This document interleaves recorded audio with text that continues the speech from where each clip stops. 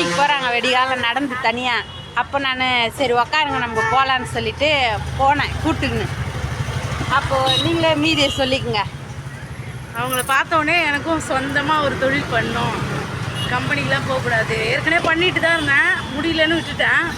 அப்புறம் அவங்கள பார்த்தோன்னே நம்மளை மாதிரி பொண்ணு தானே அவங்களும், அவங்க எவ்வளோ தைரியமாக போல்டாக இருக்காங்க, நம்மளும் ஏன் அப்படி இருக்கக்கூடாது அப்படின்னு நான் சொந்தமாக டிஃபன் கடையை திருப்பி ரன் பண்ணுறேன்.